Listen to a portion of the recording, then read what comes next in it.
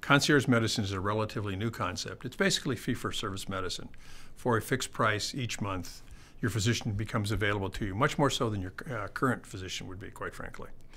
And what are the benefits of concierge medicine? I think there are probably 4 primary benefits of concierge medicine. The first is simply accessibility. It's just simply a numbers game. Currently, the average physician carries roughly 1,500 to 2,000 patients in their practice. Most practices in concierge medicine limit their practice between 50 patients up to maybe 1,000 patients.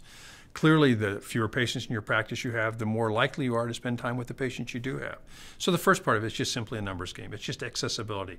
We carry 200 patients in our practice. With only 200 patients, you clearly have more access. That's probably not the right word. We are definitely more available to you than someone who carries 1,500 patients in your practice. The other thing I think you'll find in concierge medicine is the size of concierge medicine practice also dictates the monthly fee. Obviously, the fewer numbers in the practice, the higher the fee is going to be. The more numbers in the practice, the lower the fee is going to be. But again, you go back to a numbers game. Fewer members, more personal attention, more personal service. More members, less personal attention, less service. The other part of concierge medicine that I think is very important is the proactive piece. Doctors talk about being proactive. In other words, you come in to see your doctor and he says, we got to get you off smoking, we got to have you lose weight, but they really don't follow through. It's not because they don't want to follow through, it's because they simply don't have the time to follow through.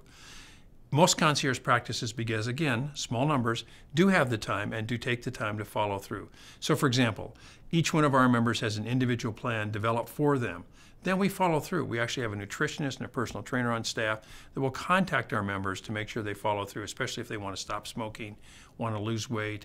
We identify a pre-diabetic state. We want to keep them becoming diabetes. We literally will contact them on a weekly or monthly basis to make sure they're actually doing what they need to do. The other piece of concierge medicine I think is very important is advocacy. If you've ever read Steve Jobs' biography, there's even a section near the end of Steve Jobs' life. He was seeing 5 or 6 different doctors. The physicians weren't talking to each other. His wife became so frustrated, she called them all together in a room, sat down, they developed a coordinated plan to deal with Steve Jobs and help him end his life comfortably, quite frankly.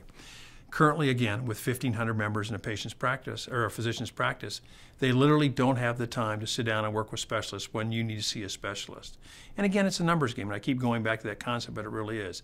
Say, for example, 10% of your population at any one given month is either seeing a cancer specialist, a heart specialist, a diabetes specialist, and you as a primary care physician need to talk to each one of those doctors to really understand what's going on with your patient. If you have 1,500 patients in your practice, 10% is 150 patients. You simply don't have the time to run a busy practice and contact physicians for 150 different patients. In a concierge practice where we only carry 200 members, 10%, 20 patients at any one time being seen by a specialist, we literally take the time and do have the time to sit down and help coordinate your care with each and every specialist that you're seeing. And I think the last, it's kind of an interesting concept, but it's really a new product development. Right now, the United States is #1 in the world when it comes to new medical equipment being developed, new drugs being developed, new procedures being developed. And unfortunately, or fortunately, however you look at it, because we live in a capitalistic society, that's done because those new products generate income for companies. For example, right now we're having a difficult time getting a hold of certain drugs that we need on a daily basis.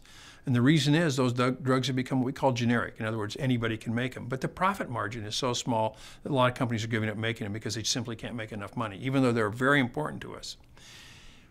Once Obamacare or the Accountable Care Act gets implemented and people are really kind of forced into protocols, so to speak. In other words, if you have a certain disease, so many things happen during a given period of time. I think a lot of that cutting-edge technology is going to go away because you simply aren't going to be able to afford that cutting-edge technology. In concierge medicine, if a very vibrant, active concierge medicine practice develops alongside the current public process, I think you're going to find people on the concierge medicine side with the wherewithal are going to demand the cutting-edge products. And they're going to keep being developed because those people are going to want those products.